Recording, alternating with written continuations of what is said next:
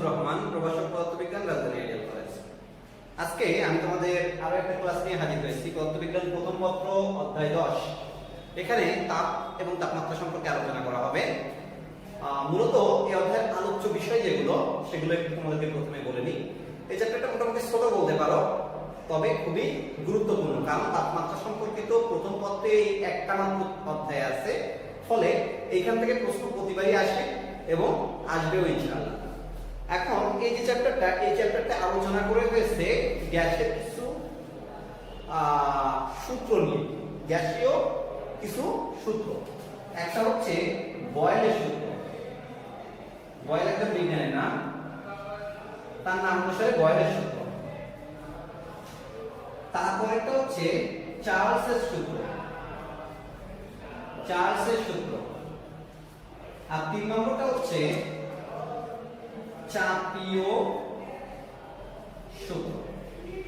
এই তিনটা সূত্র হচ্ছে গ্যাসের সূত্র নামে পরিচিত এবং এই তিনটার একটা সম্মিলিত রূপ আছে। এই সম্মিলিত রূপ নিয়ে প্রথম সেকশনটা। এর অপর যে সেকশনটা, এই সেকশনে মূলত আছে শিশিরাঙ্ক নিয়ে, ওখান থেকে কিছু কোশ্চেন আছে। এই দুইটা মেইন টপিকস নিয়ে এখানে আলোচনা। এছাড়া এর মাঝে গ্যাসের গতি শক্তি নিয়ে একটা আলোচনা আছে। মোটামুটি এই নিয়ে এই চ্যাপ্টারটা। তো প্রথমে আমরা আজকে এই গ্যাসের সূত্রগুলো নিয়ে আলোচনা করব। এই সূত্রগুলো তোমরা কেমিস্ট্রিতেও পাবে, তবে আমরা এখন ফিজিক্সের জন্য পড়ছি। একই রকম প্রথম আমরা করব বয়েলের সূত্র।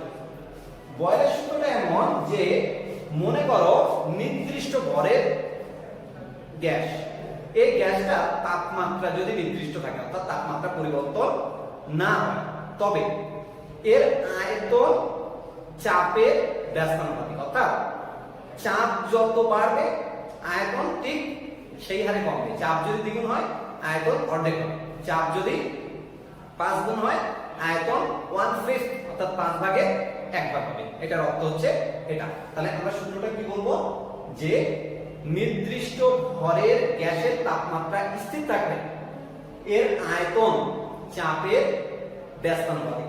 অর্থাৎ আয়তনকে যদি আমরা ভি দ্বারা প্রকাশ করি, তাহলে ভি সমানুপাতিক চিহ্ন দিয়ে 1/p দিলেই বোঝা যাবে যে আয়তন চাপের ব্যস্তানুপাতিক। আশা করি ব্যাপারটা বুঝতে পেরেছো। এটা কখন?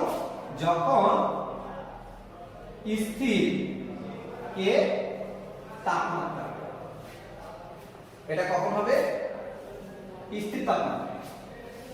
ওকে, তো এটার অর্থটা আমরা একটু বোঝার চেষ্টা করব। তোমাদের নিশ্চয়ই মনে আছে যে এই ধরনের সমানুপাতিক বা ব্যস্তানুপাতিককে আমরা কিভাবে প্রকাশ করতাম। এর প্রকাশটা এমন হবে যে, যদি বলি কোন একটা বস্তু ভর নির্দিষ্ট, তাপমাত্রা নির্দিষ্ট, তো বস্তুটার চাপ যখন P1 তখন দেখা গেল আয়তন মেপে V1। তারপর আবার আমরা চাপ মাপলাম, নতুন একটা চাপ যখন P2 তখন আয়তন V2। আবার চাপ P3 আয়তন V3। তো আমি উপর থেকে মুছে এটাকে একটু ব্যাখ্যা করার চেষ্টা করব, যেটা কি বুঝবো। তো V সমানুপাতিক 1/P, এটার অর্থ হচ্ছে V সমান সমান ধ্রুবক ইনটু 1/P। পিটাকে যদি আমি এই পাশে আনি, তাহলে পিটা এই পাশে এসে গুণে আসবে V সমান সমান ধ্রুবক। তার মানে P আর V এর গুণফল সবসময় ধ্রুবক। তার মানে তাপমাত্রা যদি স্থির থাকে নির্দিষ্ট ভরের গ্যাসের জন্য, যখন চাপ P1 তখন যদি আয়তন V1 হয়, তাহলে P1 আর V1 এর গুণফল, চাপ P2 এর সময় যদি আয়তন V2 হয়, P2 আর V2 এর গুণফল, চাপ P3 এর সময় যদি আয়তন V3 হয়, তাহলে P3 আর V3 এর গুণফল, এরকম যতগুলো চাপ আর আয়তন পাবো তাদের গুণফল কনস্ট্যান্ট। কনস্ট্যান্ট মানে সবসময় একই রেজাল্ট দেবে, অর্থাৎ এরা সবাই সমান। কার সমান? ওই ধ্রুবকের সমান। অর্থাৎ আমরা যদি এই ধ্রুবকটা জানতে পারি আর চাপ জানতে পারি, তাহলে কিন্তু আমরা আয়তন বের করতে পারবো। ধ্রুবক জানতে পারি, আয়তন বের করতে পারি, তাহলে চাপ বের করতে পারবো। এভাবে আমরা এই সূত্রটাকে লিখতে পারি। এখন এখান থেকে এমসিকিউ আসতে পারে, বড় প্রশ্ন আসতে পারে। বড় প্রশ্ন নিয়ে একমাত্র নয়, একবারে আলোচনা করব। ছোট ছোট যে একটা আমি সূত্র দেখাই, যেগুলো আমরা ব্যবহার করব সূত্রগুলো অঙ্ক। মনে করো কোন নির্দিষ্ট তাপমাত্রা ও ভরে গ্যাসের আয়তন 500 ml হতে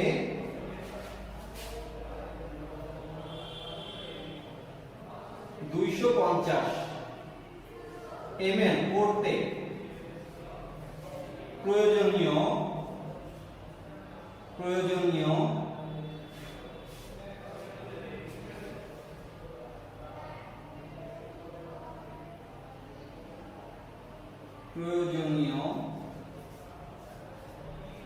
চাপ, সরি একটু অন্যভাবে বলি, এটা অন্য জায়গায় চলে যাচ্ছে। কোন নির্দিষ্ট তাপমাত্রা নির্দিষ্ট ভরে গ্যাসের আয়তন এত ও চাপ 3 প্যাসকেল, যদি চাপ 5 প্যাসকেল হয় তবে আয়তন কত? এটা এমসিকিউ তেও হতে পারে, ছোট প্রশ্নের মধ্যে সরাসরি পড়ার সম্ভাবনা কম, হয়তো কোনো একটা প্রশ্নে এটা বের করে অন্য কিছু নির্ণয় করা লাগতে পারে। তো এমসিকিউর মধ্যে আসলে কিভাবে সেটা পরে আগে আমি একটু বিস্তারিত লিখে পড়াই, তারপরে এমসিকিউতে কি করবা সেটা বলে দেবো, যদি একই মিলাই।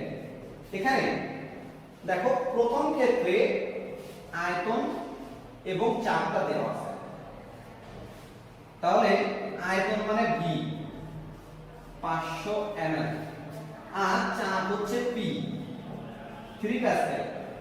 তো প্রথম ক্ষেত্র বলে আমরা এখানে V1 আর P1 ইউজ করলাম, আর দ্বিতীয় ক্ষেত্রে আমার আয়তন দেয়া নেই কিন্তু চাপ দেয়া আছে, মানে P2 দেওয়া আছে 5 প্যাসকেল আর আমার আয়তন V2 নির্ণয় করতে বলেছে। তো একটু আগে আমরা দেখেছিলাম, আমরা জানি যে P1 V1 সমান সমান P2 V2, শুধু P2 V2 কেন, যতগুলো পাবো আর একটু পরে চাপ মাপলাম তার আয়তন মাপলাম, ওই দুটোর গুণফল, বা তার আরো পরে যে চাপ মাপলাম আর আয়তন মেপে গুণ করলাম, সব রেজাল্ট সেম দেবে। অর্থাৎ আমরা এই সূত্রটা ইউজ করে এই অঙ্কটা করে ফেলতে পারবো দ্রুতই। তাহলে এখান থেকে V2 বের করতে হবে, তো আমরা P1 V1 বাই P2 সমান সমান V2 বলতে পারি। সুতরাং V2 এর মান কত হবে? P1 V1 by P2। P1 এর মান কত? P1 এর মান এখানে দেয়া আছে 3 ইকুয়াল V1 এর মান আছে 500 ডিভাইডেড বাই P2 এর মান দেয়া আছে 5। তাহলে এটা আমরা বলতেই পারি যে যদি তোমরা কাটাকাটি করো বা ক্যালকুলেটরে হিসাব করো তাহলে দেখতে পাবে 300 ml, এটা হচ্ছে আয়তন।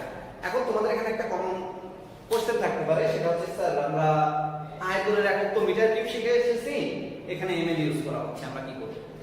এই অঙ্কগুলো সম্পর্কে একটা কথা বলবো যে আমরা উভয় ক্ষেত্রে যদি সেম একক ইউজ করি, এইগুলো P1 V1 P2 V2 যেগুলো, এরপরে যে আরো অন্য কথা বলবো কি কি হতে পারে।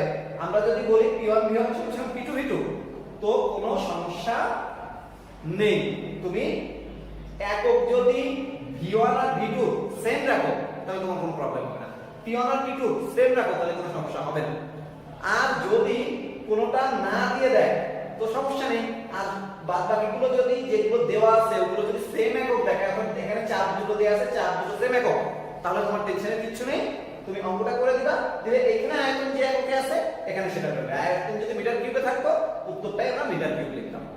যেহেতু দুই পাশে আমাদের সেম জিনিস আছে ওই জন্য একক এখানে কোনো প্রভাব ফেলে না। ওকে, তো এটা দ্রুত কিভাবে করতাম? দ্রুত করতে আমরা কোনো মানটা লিখতাম না, শুধু এটাই চিন্তা করতাম যে প্রথম ক্ষেত্রে যে P আর V আছে সেই দুটোর গুণফল হবে দ্বিতীয় ক্ষেত্রে P আর V এর গুণফল। V দেয়া নেই কিন্তু P দেয়া আছে, তাহলে 5 ইনটু V, তার মানে এখান থেকে V বের করতে হবে। বোঝা যাচ্ছে? 500 গুণ 3 ডিভাইডেড বাই 5 করলে আমরা V পাবো। দুই লাইন, কিন্তু অত বড় করে করার প্রয়োজন হবে না। তাহলে এটা করলে সেই 100 রেজাল্ট পেয়ে যাবা, এবং একক হবে উপরে যে একক আছে আয়তনের সেই সেম একক। আমরা পরের সূত্রটা অর্থাৎ চার্লসের সূত্রটা পড়ব। চার্লসের সূত্র। তাহলে এখন আমরা শিখব এই চার্লসের সূত্র। বয়েলের সূত্রে আমরা কি করেছিলাম, ভি আর পি এই দুইটার মধ্যে সম্পর্ক স্থাপন করেছিলাম। এখানে করব আমরা, এখানে চাপ স্থির থাকবে, সম্পর্কটা হবে ভির সাথে টি। আগে ছিল তাপমাত্রা স্থির, এখন চাপ স্থির, এখন সম্পর্কটা কার, ভির সাথে টি। ভির সাথে টি সম্পর্কটা নিয়ে এবার আমরা আলোচনা করি কি হয়। যদি নির্দিষ্ট ঘরে গ্যাসের তাপমাত্রা নয়, এটা চাপটা স্থির রাখে, তখন এর আয়তনটা নির্ভর করে তাপমাত্রার উপরে। তাপমাত্রা যত বৃদ্ধি পায় আয়তন বৃদ্ধি পায় সাধারণত, আর তাপমাত্রা যত হ্রাস পায় ওর আয়তনও তত হ্রাস পায়। কিন্তু এদের সম্পর্কটা কি, যে এমন তাপমাত্রা কত বাড়লে আয়তন কতটুকু বাড়বে, এর একটা সম্পর্ক দরকার ছিল, সেটাই চার্লস স্থাপন করছে। তিনি লক্ষ্য করছে যে 0 ডিগ্রি সেলসিয়াস তাপমাত্রায় বস্তুর যে আয়তন, এই আয়তনের পরে যদি 1 ডিগ্রি সেলসিয়াস তাপমাত্রা বৃদ্ধি করা হয়, যে কোনো বস্তুর আয়তন তার যে 0 ডিগ্রি সেলসিয়াস তাপমাত্রায় আয়তন ছিল তার 1/273 পরিমাণ বৃদ্ধি পায়। এখন যদি আমরা তাপমাত্রা 1 ডিগ্রি হ্রাস করি 0 ডিগ্রি থেকে, তাহলে ওর আয়তন আগে যেটা ছিল তার 1/273 অংশ হ্রাস পায়। এটা উনি লক্ষ্য করলেন। তাই উনি এইভাবে বললেন যে নির্দিষ্ট ভরের এবং নির্দিষ্ট চাপের বা স্থির চাপের কোন গ্যাসের তাপমাত্রা 0 ডিগ্রি সেলসিয়াস থেকে প্রতি ডিগ্রি বৃদ্ধি বা হ্রাসের সাথে সাথে এর আয়তন 0 ডিগ্রি সেলসিয়াস তাপমাত্রার আয়তনের 1/273 পরিমাণে যথাক্রমে বৃদ্ধি বা হ্রাস পায়। তাহলে কি হচ্ছে আমরা একটু বিশ্লেষণ করি। এখানে চাপ স্থির, চাপের পরিবর্তন হচ্ছে না। যদি না হয়, মনে করলাম 0 ডিগ্রি সেলসিয়াস তাপমাত্রায় বস্তুর আয়তন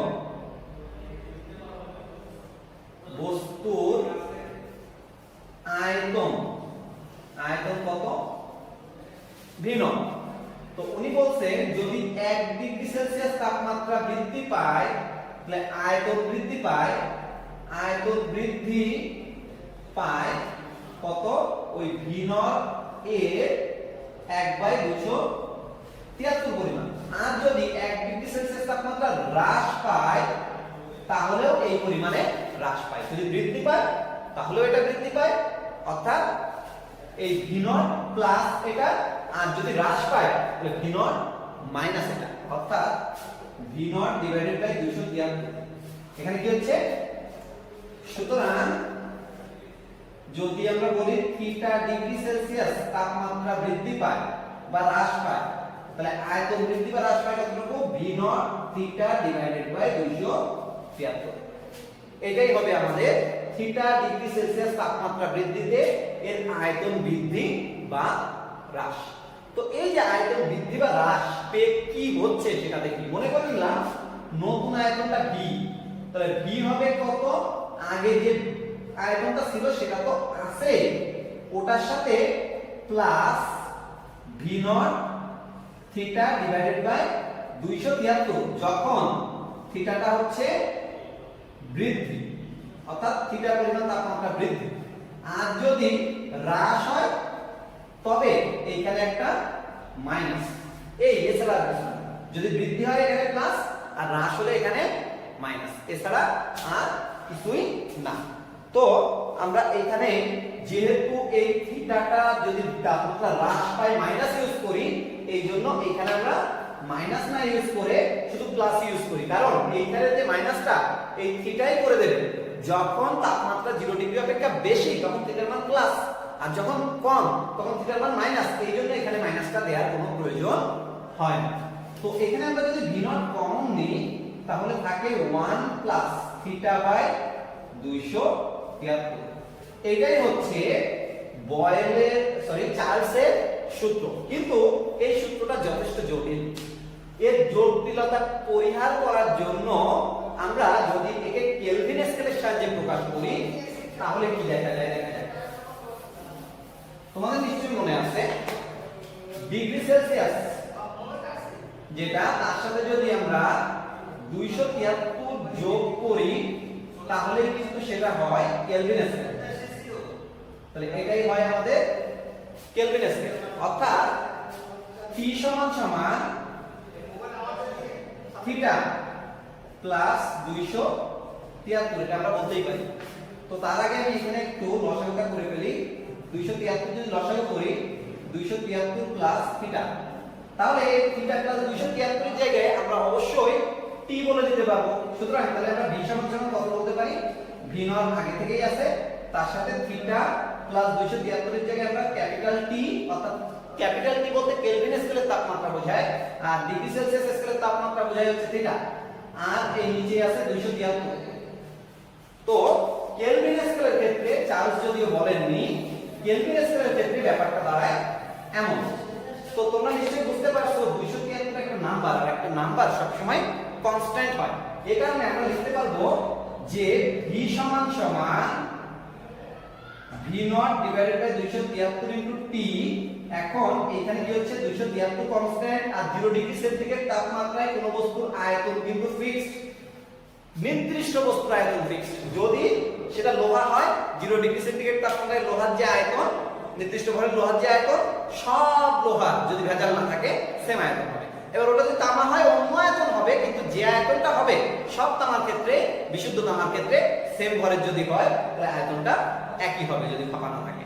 তো এই কারণে v নট কনস্ট্যান্ট 273, 273 একটা নাম্বার, এটাও কনস্ট্যান্ট। ফলে কনস্ট্যান্ট যদি উঠাই দিই তাহলে আমরা বলতে পারি সমানুপাতিক। এই কারণে যেহেতু ওইখানে জটিলতাটা বেশি ছিল, বয়েলের সূত্রটা আমরা কি করেছি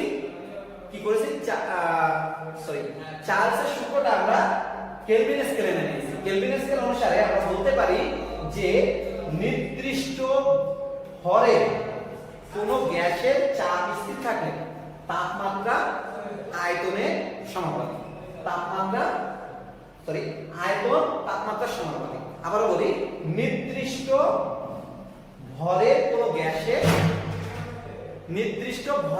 গ্যাসে যদি কি স্থির থাকে, আমাদের চাপ স্থির থাকে, তাহলে তার আয়তন হবে কেলভিন স্কেল তাপমাত্রা সমানুপাতিক। এটাই হচ্ছে চার্লসের সূত্রের পরিবর্তিত রূপ। তো এটাকে আমরা কিভাবে বলতে পারি যে এখানে যদি আমরা কনস্ট্যান্টটা উঠাই, এখানে একটা ধ্রুবক বলি, যেটা ওখানে ছিল আগে থেকেই, আমি এখন জাস্ট ধ্রুবক লিখলাম, ওটা যা ছিল তা না লিখে, তাহলে v বাই t সমান সমান ধ্রুবক। ফলে আগেরটার মতো করে বলতে পারি, যদি v1 পরিমাণ আয়তনের জন্য তাপমাত্রা T1 হয়,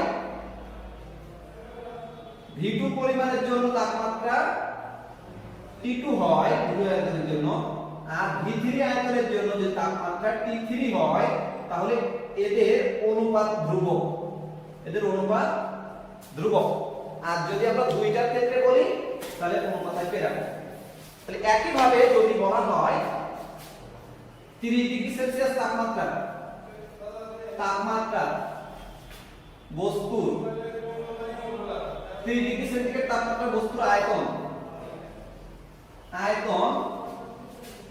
200 মিটার কিউবে দিলাম, এবং আয়তন পরিবর্তন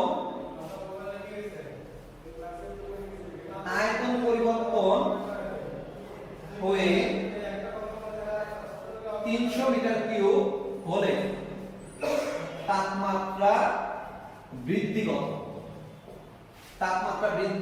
কত? তাহলে আমরা এখানে জাস্ট মান বসাতে পারবো। আমি এখানে লিখছি, আমার কি θ1 দেয়া আছে, যদিও আমি ওটাকে বলবো T1 সমান সমান 30 ডিগ্রি, যেটাকে আমরা 273 প্লাস 30 প্লাস 273 আর কি কেলভিন বলতে পারবো, অর্থাৎ 2 না বলে 30 যেহেতু 303 কেলভিন। একই ভাবে আমি যদি এখানে বলি যে v1 এর মান 200 মিটার কিউব, তোমাদের আপত্তির কোনো কারণ নেই। একই ভাবে এখানে কিন্তু আমাদের v1 টা পরিবর্তিত হয়ে 300 মিটার কিউব হয়েছে। আমরা জানতে চেয়েছে T2 টার মান। হ্যাঁ, এখন দেখি এখানে এই অঙ্কটা করার জন্য আমাদের সূত্রটা কি হবে? v1 বাই t1 সমান সমান v2 বাই t2। তাহলে এক্ষেত্রে আমরা বলতে পারি যে v1 এর মান হচ্ছে 200, আর T1 এর মান হচ্ছে 303 সমান সমান V2 এর মান হচ্ছে 300 আর T2 এর মান বের করতে হবে। তাহলে যদি আমরা T2 টাকে এই পাশে আনি, আচ্ছা কোলাকুলি করি, 200 T2 ইকুয়াল 300 into 303 বা T2 ইকুয়াল 300 গুণ 303 ডিভাইডেড বাই 200। তো এটা নিশ্চয়ই কাটাকাটি যায়, এখানে হয় 2 এখানে হয় 3, অর্থাৎ যদি এই হিসাবটা করো তাহলে আসবে 6 6 9 2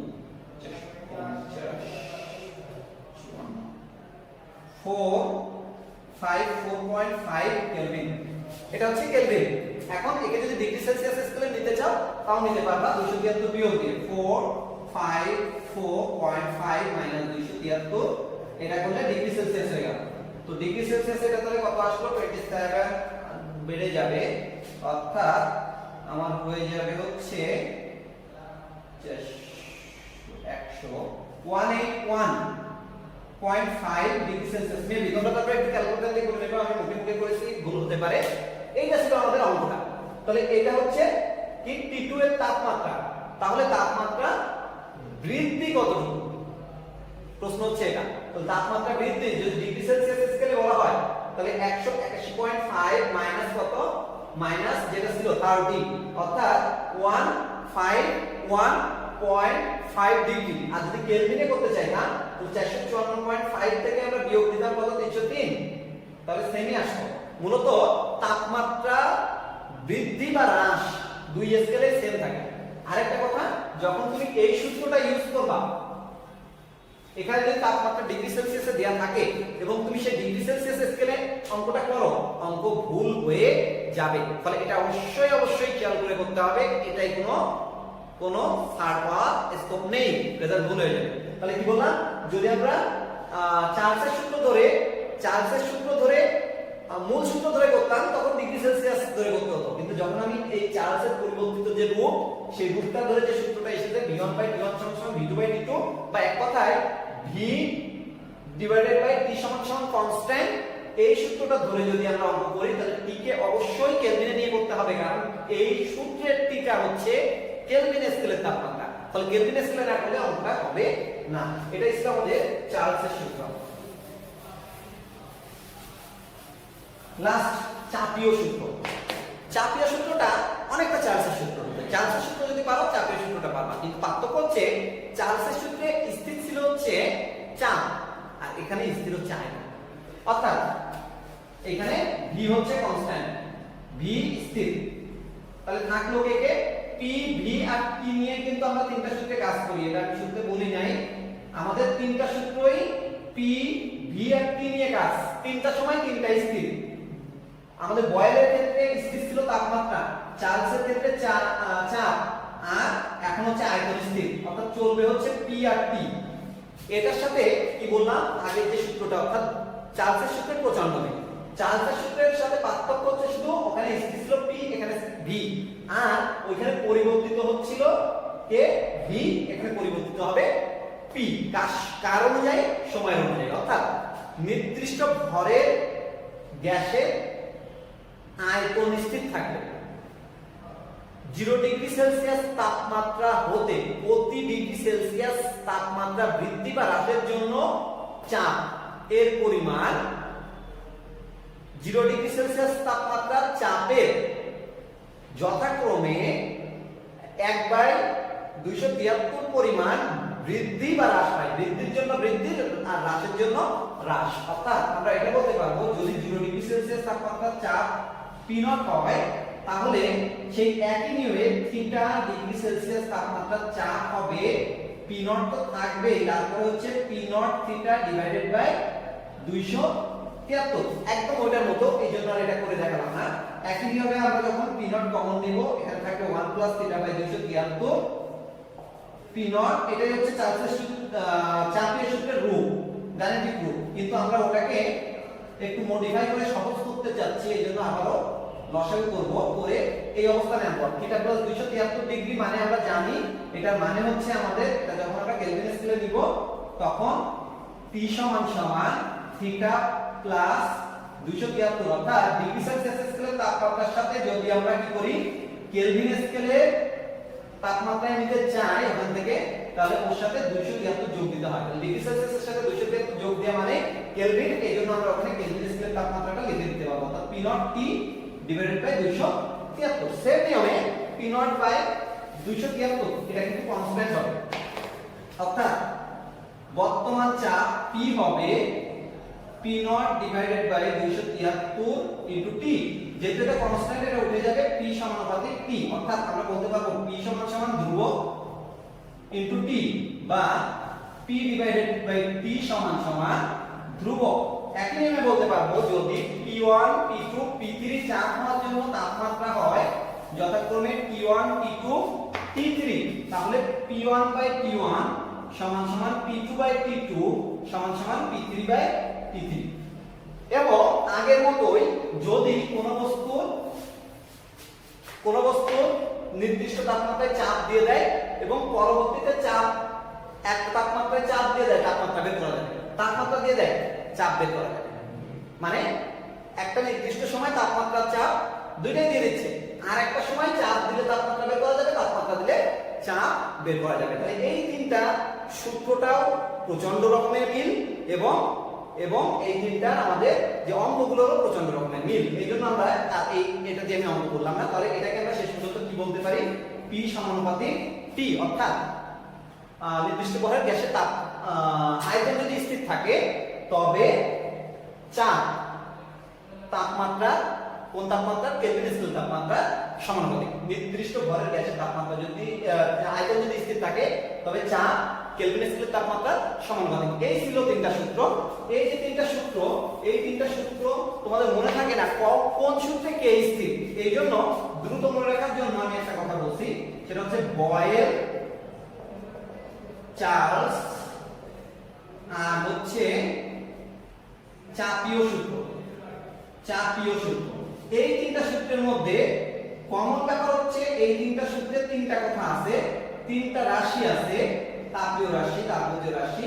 একটা হচ্ছে B আয়তন, একটা হচ্ছে T তাপমাত্রা, আর একটা হচ্ছে আমাদের P চাপ। তো তিনটাই স্থির। এইখানে স্থির হচ্ছে T, এইখানে স্থির হচ্ছে P, আর এইখানে স্থির হচ্ছে B। আর অন্য দুইজন একজন আরেকজনের সমানুপাতিক কি ব্যস্তানুপাতিক। এখানে T স্থির এবং P আর V এদের মধ্যে সম্পর্ক হচ্ছে সমানুপাতিক। আর এখানে হচ্ছে P কিন্তু স্থির, আর এখানে V টা সমানুপাতিক T, এখানে হচ্ছে V স্থির, আমাদের P টা সমানুপাতিক T হচ্ছে কেলভিন স্কেলের তাপমাত্রা।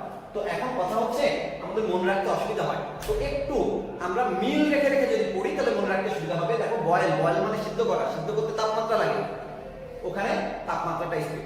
এখানে কিন্তু এটা না যে তাপমাত্রা লাগে তাহলে তাপমাত্রা স্থির কেন, না, আমি সহজে মনে রাখার জন্য, ওটা কোনো কারণ না, সহজে মনে রাখার জন্য যে কে স্থির থাকে, যেহেতু বয়েলের সাথে রিলেটেড তাপমাত্রা, বয়েল মানে সিদ্ধ করা, সেখানে তাপমাত্রা রিলেটেড, তাহলে ওখানে তাপমাত্রা স্থির। চার্লস মিল, দেখো চাপের সাথে কিছুটা মিল হয়, চার্লস চাপ কাছাকাছি, ওখানে চাপ স্থির। আর চাপীয় সূত্রে চাপ তো পরিবর্তন হবে, তাহলে পরিবর্তন হবে না, কে স্থির কে থাকবে, ওইখানে যে দুইজন হয়েছিল বাকিটা। আর একটা জিনিস এখানে আমি ভুল বলেছি, এটা কিন্তু 1/p হবে শুধুমাত্র ব্যস্তানুপাতিক বয়েলের ক্ষেত্রে, আর অন্য দুটোই হচ্ছে সমানুপাতিক, এটুকু মনে রাখবা। এখন এই তিনটাতে সম্মিলিত একটা রূপ আছে যেটা দিয়ে প্রচন্ড অনেক বেশি অঙ্ক করতে দেখা যায়, সেটা হচ্ছে এই তিনটা সম্মিলিত রূপ। আমি দেখলাম P সমানুপাতিক T, V সমানুপাতিক P, কিন্তু V সমানুপাতিক নয়, এটা ব্যস্তানুপাতিক বলবো যদি চিহ্নটা সমানুপাতিক 1/p। তো আমরা কিছু জিনিস জানি, সেটা হচ্ছে যদি একই জিনিস ভিন্ন কিছু জিনিসের সমানুপাতিক বা ব্যস্তানুপাতিক হয়, তাদের মধ্যে একটা সম্পর্ক থাকে। তো দেখা যাক এখানে আমরা সম্পর্কটা কি স্থাপন করতে পারি কিনা। তো এইখানে দেখা যাচ্ছে P এর সাথে সমানুপাতিক T আর V এর সাথে সমানুপাতিক T, তাহলে ওই দুটো থেকে আমরা কথাটা একটু বলে নিই যে P P সমানুপাতিক T আর V সমানুপাতিক T, দুই জনেরই T সমানুপাতিক, তার মানে আমরা বলতেই পারি P গুণ V সমানুপাতিক T। কারণ আমরা জানি একই জিনিসের যদি একাধিক সমানুপাতিক থাকে, অর্থাৎ একটা নির্দিষ্ট জিনিসের সাথে একাধিক জিনিস যদি সমানুপাতিক আকারে থাকে, তাহলে ওটা হয় ওদের গুণফলের সমানুপাতিক। যেহেতু T P এর সাথে সমানুপাতিক, V এর সাথে সমানুপাতিক, তাই T P আর V এর গুণফলে সমানুপাতিক। তাহলে আমরা এখানে বলতে পারি PV সমানুপাতিক T, অর্থাৎ PV সমান সমান ধ্রুবক, সমানুপাতিক চিহ্ন উঠানোর জন্য ধ্রুবক আনলাম, তার সাথে T। তো হিসাব করে দেখা গেছে এই ধ্রুবকটা হচ্ছে 1 মোল গ্যাসের জন্য R আর n মোল গ্যাসের জন্য nR, অর্থাৎ PV সমান সমান nRT। এটা নিয়ে বিস্তারিত আলোচনা আমরা পরবর্তীতে করার চেষ্টা করব। আর কেমিস্ট্রিতে বেশি শিখবা, আমাদের জানা দরকার ছিল এটা PV সমান সমান nRT। এটা অন্যভাবেও প্রতিপাদন করা যায়, আমি সংক্ষেপে এখান থেকে প্রতিপাদনটা করলাম যে PV সমান সমান nRT, যেখানে P হচ্ছে চাপ, V হচ্ছে আয়তন আর T হচ্ছে তাপমাত্রা। R কে বলা হয় গ্যাসের মোলার আপেক্ষিক তাপ। এটা সম্পর্কে আমরা সামনের ক্লাসে আলোচনা করব বিস্তারিত, এটা নিয়ে বেশি আলোচনায় যাচ্ছে না, শুধু এইটুকু বলছি এই দুটো হচ্ছে কনস্ট্যান্ট। এখানে মোল সংখ্যা একটা ধ্রুবক আর একটা ধ্রুবক। তো এই দুটো নিয়ে নেক্সট ক্লাসে আলোচনা করব যেহেতু, তাহলে এই দুটো আমরা বাদ দিই, দিয়ে আমরা বাকিটা একটু কি বলা যায় সেটা একটু দেখি। তাহলে এখান থেকে আমরা বলতে পারি PV ডিভাইডেড বাই T সমান সমান nR। যেহেতু nR ধ্রুবক, তাহলে আমরা nR এর পরিবর্তে এখানে ধ্রুবক বলে দিলাম। এতক্ষণ বয়েল চার্জ এবং চাপীয় সূত্রে আমরা যে জিনিসগুলো শিখেছি সেখানে ছিল কখনো P স্থির, কখনো V স্থির আর কখনো T স্থির। কিন্তু বাস্তব লাইফে এমন না, আমরা যখন কোনো গ্যাসের তাপ দেব তখন চাপ স্থির রাখবো, চাপ দেব তাপ স্থির রাখবো, বা আমরা আয়তন স্থির রেখে চাপ আর তাপমাত্রা পরিবর্তন করবো, এমনটা আমরা করতে পারি না। সাধারণত তিনটাই একসাথে পরিবর্তনটা হয়। তো তিনটাই যদি একসাথে পরিবর্তন হয়, তাহলে এর মধ্যে কোনোটাই ধ্রুবক না, কোনোটাই যেহেতু ধ্রুবক না, তখন আসলে আমরা বলতে পারবো PV বাই T সমান সমান ধ্রুবক, অর্থাৎ P1 V1 বাই T1 সমান সমান P2 V2 বাই P2। একইভাবে সমান সমান P3 V3 বাই T3। আমি দুইটা লিখলাম কারণ এই সূত্রটা ব্যবহার করে কিন্তু আমরা অঙ্ক করব। আর একটা কথা সেটা হচ্ছে, তুমি যদি চাও এই একটা সূত্র মনে রেখে বাদ বাকি সব কয়টা বুঝে নিতে পারো। যখন তাপমাত্রা স্থির, তাপমাত্রাকে এখান থেকে বাদ দিয়ে দাও, তাহলে P1 V1 সমান সমান P2 V2, তার মানে PV সমান সমান ধ্রুবক, তার মানে V যদি এই পাশে রেখে আমি P কে ওইদিকে নিয়ে যাই 1 বাই P, তার মানে ব্যস্তানুপাতিক, বোঝা গেল। আবার যদি আমি বলি না, আমি P1 V1 বাই T1 সমান সমান P2 V2 বাই T2 থেকে এখন তাপমাত্রাকে স্থির করব না, আমি আয়তনকে স্থির করব, তাহলে P1 বাই T1 সমান সমান P2 বাই T2, অর্থাৎ P বাই T সমান সমান কনস্ট্যান্ট। তাহলে এই T ওই পাশে গেলে গুণে চলে যাবে, তাহলে কনস্ট্যান্ট উঠালে সমানুপাতিক হয়ে যাবে, P সমানুপাতিক T। আর যদি বলো না, আমি বলবো স্থির হচ্ছে চাপ, তখন V1 বাই T1 সমান সমান V2 বাই T2, অর্থাৎ V by T constant, T ওই পাশে যাবে যখন, তখন হয়ে যাবে এই কনস্ট্যান্ট হলে V সমানুপাতিক T। অর্থাৎ এই একটা সূত্র থেকে সবকয়টা সূত্রে যাওয়া যায় সহজে, যে কোনো সূত্র আমরা প্রতিপাদন করে নিতে পারি যে আসলে ওই সূত্রটা কি ছিল, ওই সূত্রটা কি ছিল। তবে তার জন্য তোমাদের মনে রাখতে হবে কোন ক্ষেত্রে কে স্থির, ওই স্থিরটা জানলেই আমরা সূত্রটা এর সাহায্যে বলে দিতে পারবো। যেমন ক্লাসটা অলরেডি অনেক বড় হয়ে গেছে, আর বড় করবো না।